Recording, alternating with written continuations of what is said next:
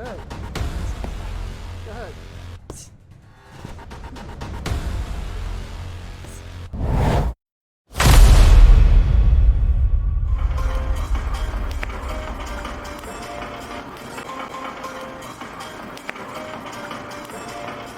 What we're going to do is, this is our very first video for the Trainer's Edge series. Okay, so this is going to be a series of videos where we will teach you something today that you can use tomorrow. All right, so it's a really structured program.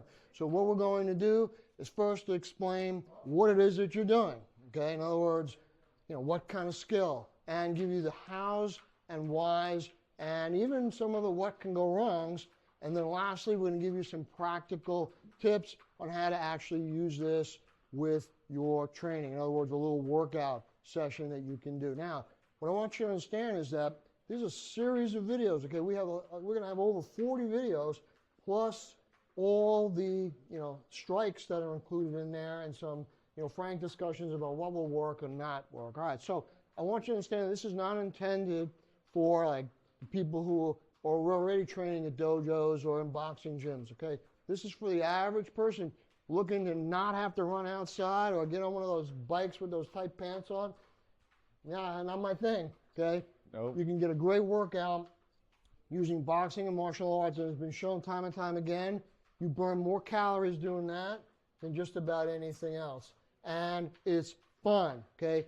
I don't know what it is, but people like hitting stuff, okay? And we'll do a little bit of light sparring. Again, not really intended to be a self-defense class. If you really want to train in self-defense, then you have to get yourself into a boxing gym, work with a personal coach, one-on-one, or a karate studio where they do one-on-one training, not one of these like McDojo places where you're in there with 50 people basically doing kick, punch, punch, kick. No, okay, you really need to get into the trenches. But we can get you on your way with some practical advice that is tailored for the street, but also for fitness. So welcome to the Trainer's Edge series, where again, we teach you something today and you can use it tomorrow. We're going to start our series with the jab, okay? Probably the most basic punch in boxing, right? Would you think? Mm-hmm. All right. Tell everybody a little bit about, how do you use a jab?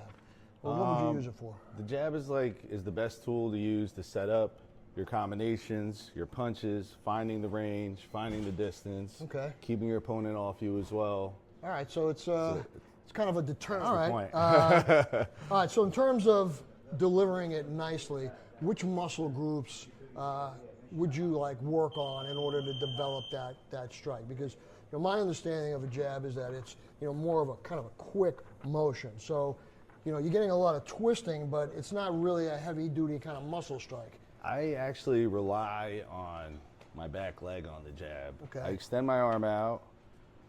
Let's do a couple. Let me see. Go ahead. Boom.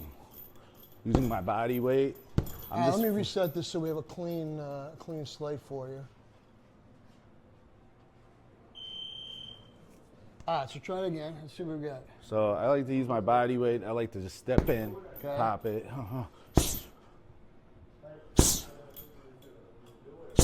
All right, you're actually, your range is about 471. If I were working out, say no boxing training, okay, and I'm working on my jab, what muscles would I kind of focus on? You see, you're going to use definitely some shoulder rotation, some core rotation, and being able to push off that back leg. Whether you step all the way or you just step with the front foot, okay, getting that extra bit of body weight into the punch and snapping the punch back, being able to retract the punch back quick, right back to your guard, right, is what adds the speed, and speed is power. All right, cool. So again, you're not really, this is more of a quickness thing, right? So you're using your core and your legs to kind of help deliver. You want to get those legs involved, the hip, get that hand out there and get it back as fast as you can. All right, so what we're going to have you do now is do a couple, kind of show, this in action. Now, I don't know, can you do it with both hands? Can you jab with both hands, or you kind of mostly a left side? Right. I mean, I could jab with the right hand too. All right, so let's do a couple on each side and see what happens.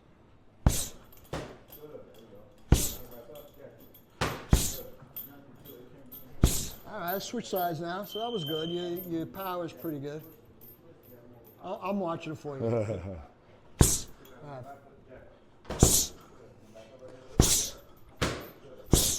All right, so the last one was a little off. I think you missed the sensor. Yeah, which again goes to our point of accuracy, particularly with a jab. You are looking to hit a specific target because it's not a power shot. So if you're aiming for the nose, then that's what you're aiming for. All right, so now, as promised, so we went through, how you do this, whys and wheres you do this, what muscles, and now a little bit about how you can practice this for yourself. So if you're a personal trainer and you're looking to add this into your repertoire, all right, this next segment is for you.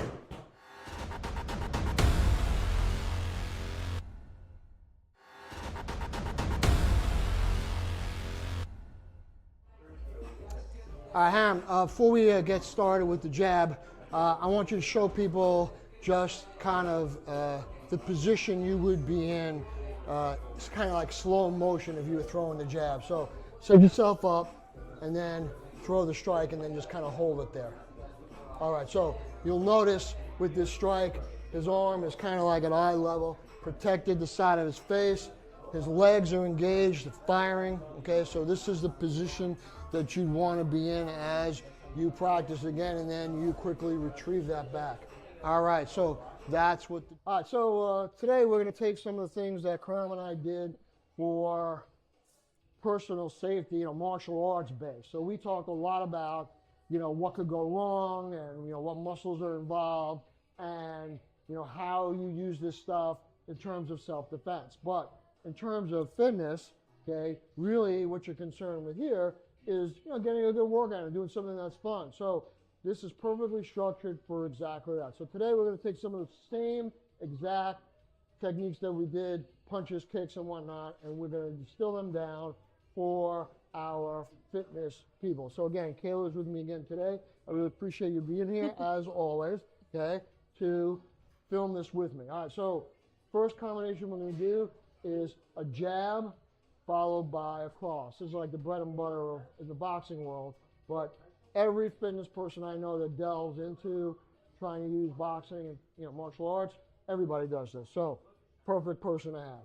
All right, so do a couple of there you go. So jab, 1, 2, yeah, 1, 2, there you go. All right, so now make it a little more difficult for people who get accustomed to this. We're just going to circle a little bit. So go ahead. Good. Good. Good. Good. All right. Perfect. Now, same thing. I'm going to move toward her, so she's going to have to step back a little bit. I'm just going to angle you a little to your left. There you go. So you don't trip on the tripod. All right. So again, same thing. 1, 2. Now I'm going to come to you. Come to you. Come to you. Let's see how you did. All right. Force is pretty good. Actually, you can see, she's hitting it with a fair amount of snap, and her numbers are coming in like around 400, which is pretty good, for not really like wailing at it, okay? And the reason for that is she's actually hitting the mark. So accuracy counts a lot. All right, so now I'm going to have you come towards me, do exactly the same thing. Okay, so, yes. Okay, you notice now what's happening is she's got to use her legs to do this. In other words, she's shuffling. So again, good lower body workout.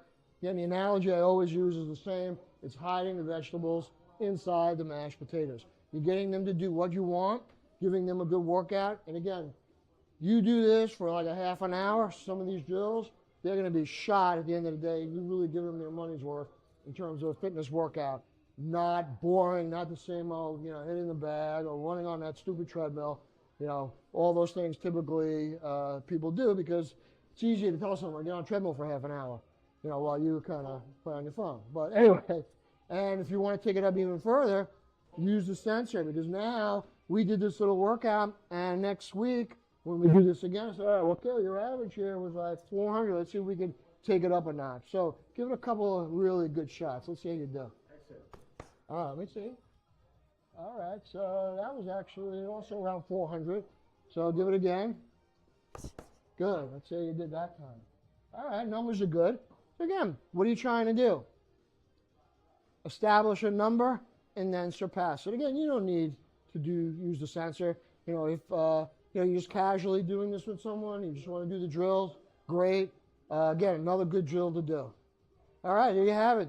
Back fist, cross. Some final thoughts on the jab. How to use this in your fitness class. All the techniques and strikes can be done in the air or using pads, making it easy to implement in any setting. All the techniques and strikes can be easily modified for every skill level, allowing clients of different abilities to be in the same class. No need to run multiple classes. All the techniques and strikes can be done for group classes or in one-on-one training, making it extremely versatile. If you do one-on-one personal training, using this sensor will allow you to track punches, force, and accuracy. Now you can show your clients the progress they are making.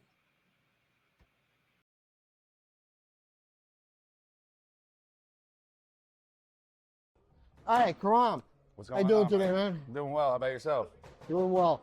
All right, what we need to talk about a little bit for people is what are some of the common mistakes people make. Okay, so we show them how to do it. We explain the whys of what they do, right? We gave them a little drill that they could use with the jab, but what we didn't do was explain some of the mistakes people made and how you can avoid them.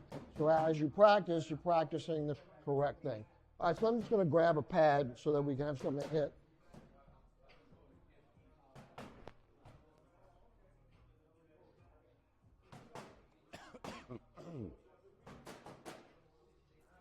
So this was my target. What are some of the mistakes that people make when doing the jab? When throwing the jab, yep. Yeah. So you showed us the right way to do it. So, what are some of the wrong things people do? So, well, one, you don't want to stand too close. Remember, the jab is not a close range punch. You don't want to throw it halfway out. You want to get full extension. This is the proper jab. What many people do is they might make a movement before and then throw the jab. Okay. So you're telegraphing. All right, so you're giving them a heads up. All right. That's wrong. All right, that's wrong. Bringing the elbow up, it turns it more into a backhand. Okay. We want to bring it straight out. All right. We want to turn the knuckles right at the end, punching with the top two knuckles, getting that rotation. Another big common mistake is not bringing the jab back to your guard. Okay. Bringing it down and then up, or just keeping it down, because now you're leaving all this wide open.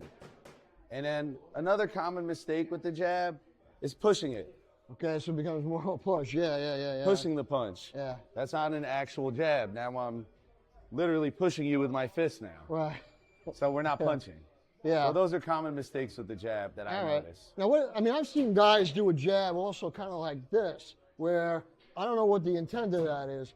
There's like no strength. It's just, it's kind of just like arm. So you don't want to arm punch too. Great thing that you mentioned that. Many people think of any one of the punches or boxing in general as an arm thing. You're just working your arms, and that's not the case. If I was just flicking my arm out like this, I wouldn't be able to generate my full body weight. Yeah. See, as I threw that punch, you felt my whole body shift feel it. Right. And come back. But if I'm just using my arm, I don't that's care how big and strong my arms are, it's not going to be as effective as using my body weight. I mean, do people do that because they get like tired maybe at the end of a fight where they just kind of throwing this thing out there? They're just trying to throw anything out maybe. Sometimes you might see that in a boxing match. But for the most part, you don't want to throw a lazy jab. That's what you would call that. Yeah. Will that count as like a point if you're counting strikes? Will they actually count? Depends on the judge. I mean, if it's just a light touch in the pros, probably not, maybe. All right. You know, it just depends. But if it's an actual, if it lands clean and it's we'll effective, they'll give it to you. But if you're just touching and it's not doing anything, that's not an effective punch. All right, so there you have it. Here are some of the common mistakes to try to avoid with your jab.